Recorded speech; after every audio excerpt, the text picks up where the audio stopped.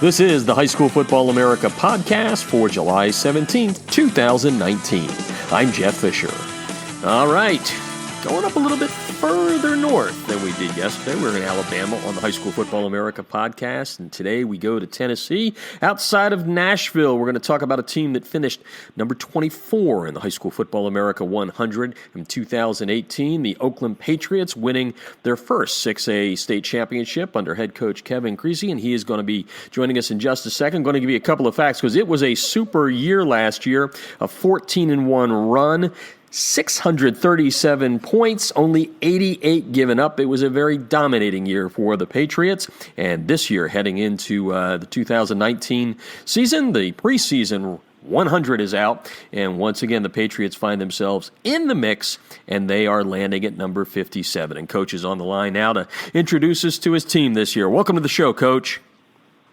Oh, thanks for having me. Well, you know, I can't remember the last time we had a coach on from Tennessee. It's been a while. So what I'm going to do here is let you give the people around the country a chance to hear a little bit about the tradition there at the program. How does football fit into the community at Oakland High School and the surrounding area there? I think I saw something a few years ago. You were talking about tradition goes pretty far back. So why don't we give the snapshot there before we get into this year and the kids? Absolutely. We're located in Murfreesboro, Tennessee, and for the longest time there were two high schools, Riverdale and Oakland, and they both played at MTSU, Middle Tennessee State Stadium, and they were big rivals.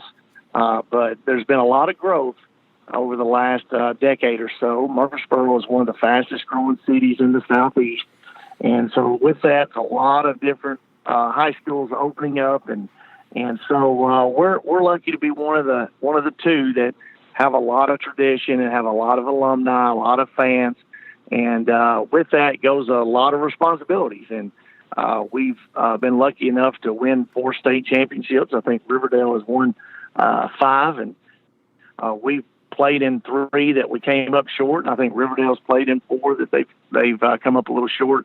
So there's been a lot of state championship games played. Having teams from Murfreesboro in the mix, and hopefully we can stay in the mix. And Coach Kevin Creasy has also won some other titles, 3 of them, I believe, back at Trousdale County before coming over to Oakland. And another thing I want to talk about, and having moved from Los Angeles now where I'm in Atlanta here and, you know, SEC country, so I got to watch what I say. But one of the things that I'm hearing from a lot of coaches here in the Southeast is, boy, don't underestimate how good Tennessee high school football is becoming. So I'm also going to let you be the ambassador for the entire state here and tell the listeners around the country how you feel Tennessee football stacks up to other places here in the Southeast and around the country. Well, I think Tennessee football is getting better and better every year. You know, like I said, a decade ago, you could always find a few players in Memphis, maybe a couple in Nashville, Chattanooga, and that was pretty much how guys recruited Tennessee that come into the bigger cities and leave after a day. Now some staffs are spending an entire week in Tennessee. Tennessee isn't quite where Georgia, Florida, Texas, some of those schools are, some of those states are yet. But I do think that Tennessee is on the rise, and I'd say Tennessee's probably in the top 12. There are some really good players, and a lot of it has to do with not just communities growing. Murfreesboro is a prime example of that. You know, a lot of people have moved into Murfreesboro. Murfreesboro's probably doubled in size in the last 20 years. But I will say that the coaching's gotten better. You know, the all-season conditioning and training has gotten better. A lot of guys are specializing in certain positions and going for certain training in those positions.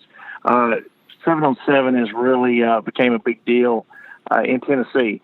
So for a while, you know, I was kind of taken back by some people calling Tennessee a basketball state. You know, there's some really good basketball guys.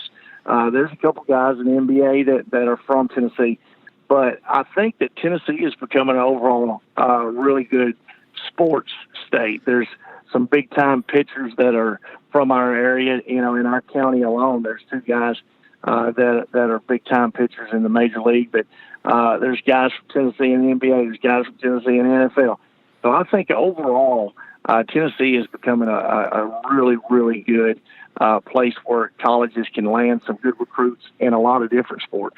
Now, Coach, I know you like to keep your eye on our algorithm and our rankings, but you must know something here. Now, you just said you think Tennessee's top 12, right? Well, today, you probably didn't even see this yet because you've been out there on the practice field. I took the algorithm and I put every team in the nation state by state and kind of compared states and contrasted. Florida ended up number 1, but guess who ended up number 10?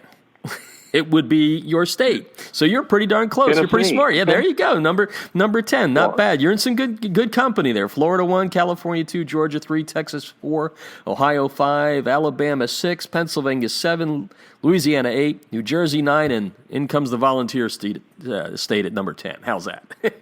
That's awesome. I've been wondering about that, and I figured we were at least in the top 12.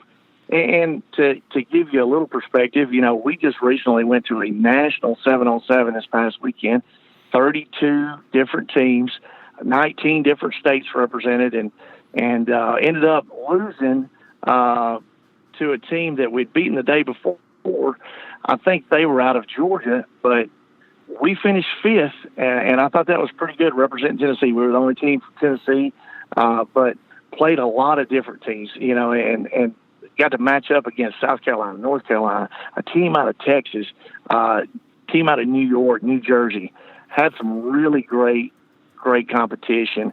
And, our guys matched up really well with everybody we played. Every game was competitive, really good tournament. And I got to say, I was really proud of our guys representing Tennessee. Well, spread the word to the coaches down there. You guys are on the climb. You were last year number 13. I kind of compared last year to this year. So you climbed 3 spots. I'm whenever you want to retire, you can come help me out with the algorithm. I guess that's the point of this here. Kevin Creasy is on the line, the head coach at Oakland, and they are outside of Nashville. I got to watch when I say Nashville because a guy named Jeff Fisher may or may not be welcome there. You know what I mean, Coach? But anyway, no doubt. Let's get into. You win a championship last year. The run through the playoffs, you guys were just dominant in the playoffs, and now the bullseye gets a little bigger, right? You've been building the program. There's no doubt you're looked at as one of the tops in the state, but now you win that championship. Tell me a little bit about what happens come January when the kids get back into the weight room and you got to say, hey, guys, it's 2019, not 18. Tell me a little bit about what you talk to the kids about. Exactly. I'm sure it's like anyone else. You got to remind those guys that they were a key cog to the championship team, but the championship team graduated. Our 2018 team graduated for the most part. A lot of guys were seniors. We do have a good core group back this year, but we got to make sure we do a lot of similar things that the 2018 team did. There was a lot of talent, but chemistry is such a key. And we've been really lucky to, for the most part, keep our coaching staff together. Likewise, our chemistry in the locker room was really good last year. It's really well right now as we fight through the hot days of July. I think chemistry and culture can make you go even further than just athleticism alone. So we value that type of stuff. We try to make sure that our assistant coaches are well taken care of, and that we do a good job of getting our guys to buy into the way we do things and buy into our unselfish ways of doing things. Just today, there's a lot of attention. Who would ever thought that I'd be on a podcast with someone out of state talking about algorithms and our national rankings. But that's one of those deals where you got to stay humble in this business, and we're going to work every day just like we did last year when we were still hungry. There's always been a couple of obstacles that have kept us from winning a state championship prior to last year. Last year was my 4th year at Oakland, and we felt like all of those guys had been under our system for their entire high school career, and so we felt like we deserved to win a state championship, and we were going to be really disappointed if we didn't. And likewise, this year, we feel like we've got some good core guys coming back, and some young guys have to step up And we've got to go back to work. That's one thing that we've never shied away from is work. And even though it's pretty warm outside, we feel like we need to get our butts to work, get humble again, and know that we're not going to sneak up on anybody anymore. We've got a target on our chest, and everybody wants a shot at the title, I guess you could say. Yeah, and there's nothing wrong with having that bullseye there. That means somebody did something right last year. Let's get to some of these kids by name. I know you've got a transfer in from Indiana at quarterback, and you say you got a good quarterback. So let's get some of the kids in by name. Let's start on the offensive side of the ball. Some of the kids that you're looking for leadership and then obviously performance on the field. Absolutely. We're a run-based team, but we do have a really good quarterback in Cody Sparks. He's a 6'6" guy coming in from Indiana. He's going to be a senior. He's got some looks from northern Iowa, northern Alabama, ETSU, UT Martin. And he's got a couple of targets that he's going to love to throw to. De'Ari McDonald is probably our biggest prospect. He just committed the other day to Ole Miss. He's a guy that plays on both sides of the ball, 6'1", 200-pound DB that also plays receiver. He and D.D. Anderson both are on the basketball team. Took our basketball team to the state tournament last year, and they both play wide receiver for me. De'Ari is 6'1", but D.D. comes in at 6'6". So they make for really good targets.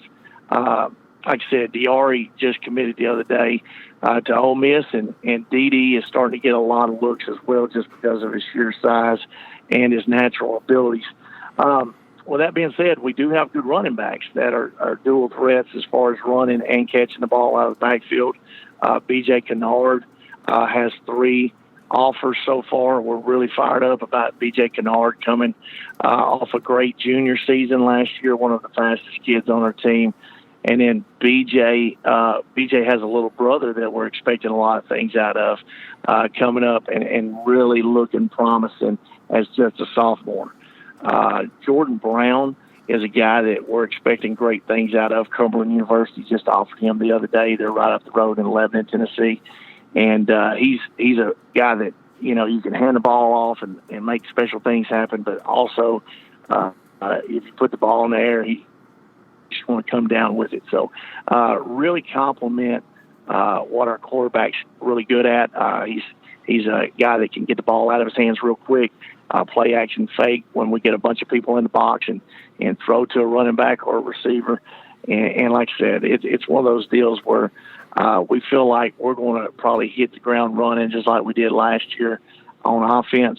But as always, our team is built off defense first. And before we flip over there, though, if you're a run, and I think I saw, unless you change the offense during the offseason, you're a wing T guy, right? That's the offense you guys run? Yeah, we base on the wing T. I don't think we can really be pigeonholed as a wing T team, but I do think that we do base out of that, and everything that we do kind of springs from that base offense. Well, I'm from Pennsylvania, and I'm old enough to remember Tubby Raymond. So whenever I see wing T written about it, I get a little smile on my face there. The Delaware Blue Hens and all that. But let's talk about that offensive line before we get to the defense. Get some of those kids here. What do you have coming back? What do you have to rebuild? Well, we lost some really good linemen. Sure did. Some size and athleticism. In this offense, you've got to have some athletic guards and some pretty nice-sized tackles and a center that does both. Last year we sent 2 guys to college, and so we're looking to fill those holes. And right now it's looking like Jackson Riley. He's been our center for the last 2 years, starting at center. He's going to move to tackle for us. He's getting some looks. We're really proud of the way he plays. He plays with a lot of physicality. He's a couple inches too short for some of these D1 guys, but I still think he's probably going D1. His dream school's Appy State, and Appy State's a team that will look at a 6'1" center and know that if they're tough enough, they can play for them. And I think that he has a chance to go and play at that level of football just because he's physical. He's an all-state wrestler that uses his leverage and like I said, all that stuff that goes with wrestling. I tell you, we've got 3 offensive linemen. Some of our best linemen are wrestlers when they're not doing football, and I think it's paid huge dividends. Graham Keating is a junior that started as a sophomore on the state championship team. He comes in at 6'5". He's getting a lot of looks, not only because of his 6'5", 275-pound frame, but he's pretty much a 3.8 GPA guy. So because of that, he's going to be able to go anywhere he wants to, even if football is not an option. But I think that football will be an option. He's getting looked at by some SEC schools right now. His dad actually played at Air Force. So we're looking for even bigger and better things out of Graham his junior year. So pretty much that's the 2 guys that played a lot for us last year that are coming back. And we're kind of rotating a lot of different guys at tight end. So we've got about 4 guys that we're trying out at tight end. Hopefully one of them will win over the job. Got Kevin Creasy on the line tonight. Oakland Patriots, number 57 preseason 100 for high school football America. And, you were talking there about wrestling, and it's funny, maybe 6 or 7 months ago, I had David Alexander, former NFL lineman, who's now the head coach at Broken Arrow in Oklahoma, and we were talking about this, and I'd love to get your take because he said he loves wrestlers on the football team. We always know wrestlers have like the highest GPAs and all that. From where I'm from in Pennsylvania, it's the hotbed of wrestling. Tell me why you think wrestlers make such good football players. How do they complement each other, meaning the 2 sports? Well, we're lucky enough where we have a great relationship with the wrestling coach. Our wrestling coach just happens to be the head freshman coach for us. He played college football at Tennessee Tech, but before that he won a state championship in wrestling in high school. So we think that he sets a really good example of what he expects a wrestling/football playing student athlete to look like. And that's dedicated in the classroom, a well-disciplined guy that loves to go take care of business in the weight room and then get into a match one-on-one. The great thing about wrestling is that if you lose, there's no excuse. There's no one else to blame it on. It's you against that other guy, and it's one-on-one, and there's no excuses. Every once in a while on the O-line, you may can say that there's some miscommunication or maybe this guy should have done this or we were expecting that. But in wrestling, it's one-on-one. So everybody in the entire gym knows whose fault it was. And so that's kind of humbling, and it kind of puts a lot of pressure on you. And because of that, you've got to use everything in your willpower to get the leverage to win, to get the toughness to go through some pain and some obstacles. And not just our offensive line, but we got some D linemen that do the same thing. And I think it's one of those deals where that sport translates into football really well because of the toughness, because of the grit, because of the grind, because you're going through a lot of different adverse situations that you got to fight through, just like you're going to in the fourth quarter a lot of time. And I can't lie, I've got a 6th grader son that, he plays football, he plays baseball. Well, he picked up wrestling last year, and he absolutely fell in love with it. And because of that, I think that's going to make him a tougher kid, not just physically, but also mentally. Yeah, no, I have a lot of respect for the sport growing up where I grew up, that's for sure. Kevin Creasy on the line. He is the head coach of the Oakland Patriots, coming off of their first ever, under him, 6A championship, a high national ranking last year, number 24 in the High School Football America, 157 going into this year. And before we got off on a couple of tangents there, you said it all starts with defense. So I'm just going to say, there's your softball. Tell me about that Patriot defense that allowed only 88 points last year. No matter how dumb you are, 15 games and 88 points, that's pretty good. That's right. The defense definitely takes a lot of pressure off our offense because they played such a dominating type of defense, which, they didn't want anyone to be able to kick a field goal against them. So a lot of times teams had trouble crossing the 50-yard line on us. Unfortunately, we lost a lot of good players off that defense. Joseph Anderson went on and early enrolled into South Carolina. Woody Washington went on and signed with Oklahoma. So we had some really, really talented players. But we do have some coming back, and we're looking to build off of that.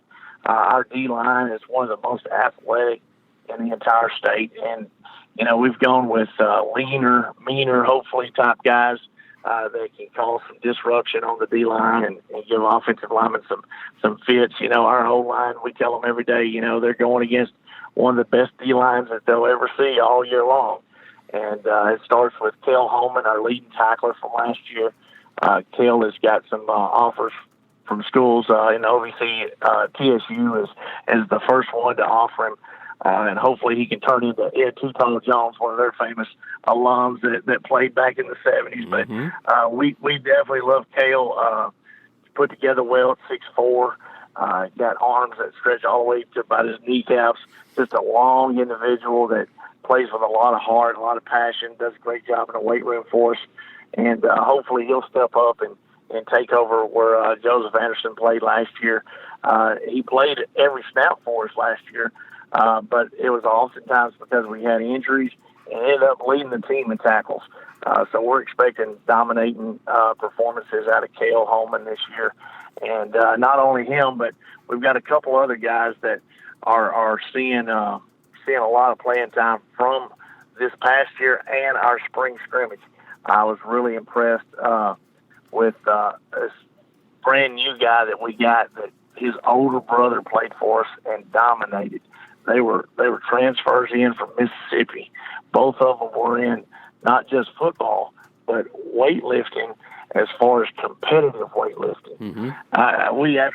It's amazing to see guys that not only lift weights like we do, getting ready for football season, but also doing it in a competitive standpoint. That's another sport that we actually don't offer here in Tennessee, but we're really looking forward to. Bud Colin Spencer, he's the little brother of a guy that played for us and went on to junior college in California named Blake Spencer, and he is going to be a terror in the A-gap just like his brother was. And right beside of him is Jalen Willard, who's got a couple offers. We're expecting a couple more for Jalen. Jalen does a really good job of playing inside for us. And all those big guys on the D-line, they do a great job of destroying blockers and making sure that they clear up everything for our linebackers. Our second leading tackler coming back for his senior campaign is Quentin Bazinski. Q, we call him. Q's done a really good job of playing linebacker for us, had a couple big interceptions in the semifinals to lead us to the state tournament, state championship. So we're really glad with the core guys that we do have coming back up front to stop the run and get after passers. But we also have a couple guys coming back in the secondary with D'Ari McDonald and D.D. Anderson, two guys that I've already mentioned on the offensive side that play both ways, and they're going to do a good job on defense as well. Kevin Creasy on the line, Oakland Patriot football, Murfreesboro, Tennessee, outside of Nashville. And I was joking with Coach every so often I can't say Murfreesboro, so I'm going to stop. I got it right twice. I may not be saying it with the proper Tennessee twang, but anyway, we're talking Tennessee football here tonight. Number 57 of the preseason High School Football America 100. A couple of things before we go away here. Want to talk, you got some new turf there, I hear. You're going to be playing on some turf, so tell me a little bit about how excited you are to have, especially if you're a running team, to have a nice solid track to be running on.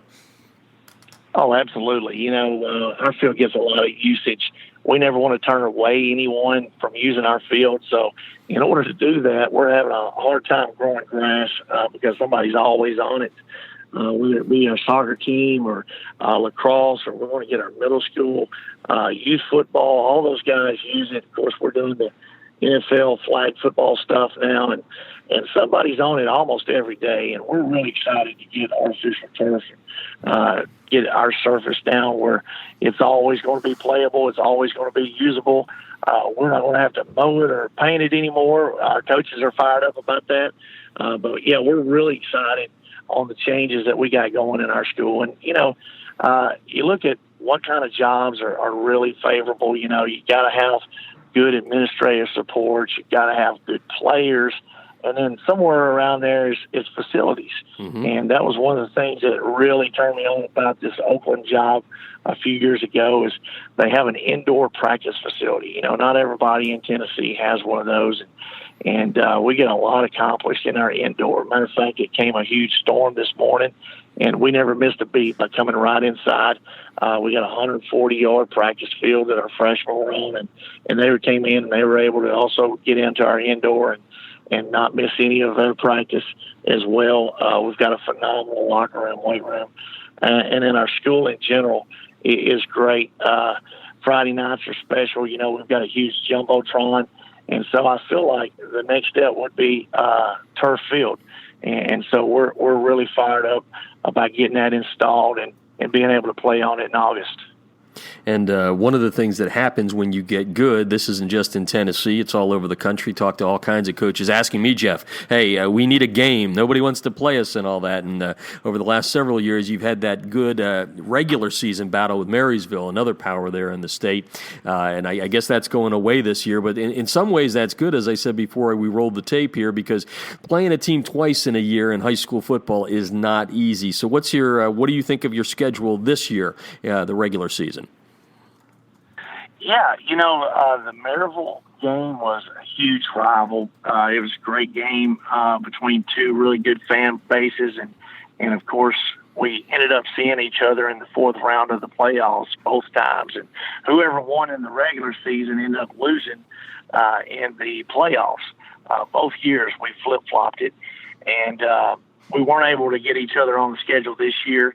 Maybe in the future we can. Maryville's one of the winningest programs in the entire state. I think they have about 18 state championships under their belt. They have a huge win streak at home that just recently got broken, and they've got really good coaches, really good players. And if the cards fall where they may, if we take care of business and they do what they've always done, we may end up seeing each other.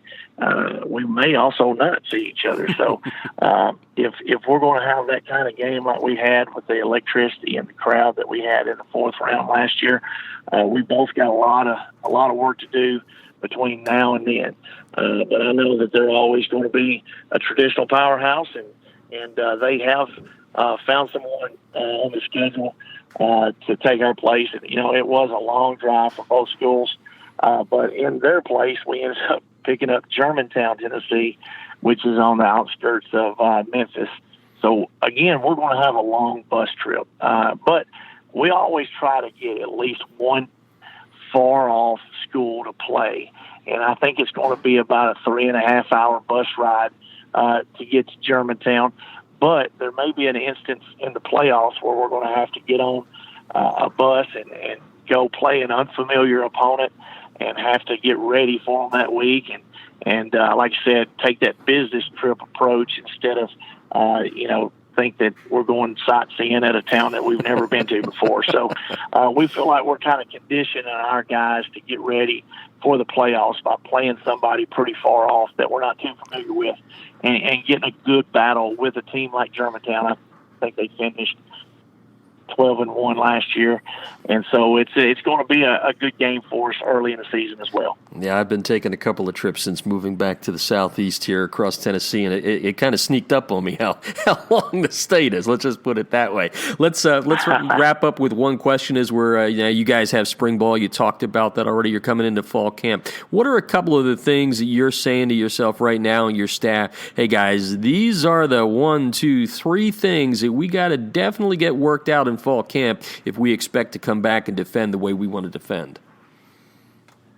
Well, I think it starts with trying to fill the holes of the guys that have gone along and now going to be playing on Saturdays. When you lose guys that are not just really good players on the field, but just instrumental in your meeting rooms, instrumental in your locker room, instrumental in the classroom, I think they were well-liked individuals that demanded support. Our student body loved supporting guys that were just good human beings, not just good football players, and these guys were well-liked. So now we're going to have to get guys that are well-respected and well-liked in the locker room and in schools, just trying to get these guys to model the behavior of a Joseph Anderson or a Woody Washington, to go out and be able to not just say words that are useless, but practice what they preach. And, it's always one of those things where we want guys to be vocal if they're vocal in nature. We don't want to make anybody do anything that they're not comfortable with. But at the same time, if they're going to be vocal, we want them to be able to back it up with their actions. Mm-hmm. And so we're definitely going to have to fill some voids with guys that were not just good football players, but also really good leaders. And now these guys that were following them, now they're going to have to be the leaders. So I'd say that would be step one. Step two, of course, we want to play as dominant on defense as we did last year. And then thirdly, we want to be real productive on offense. We don't want to put our defense in bad situations, but we want to be real productive.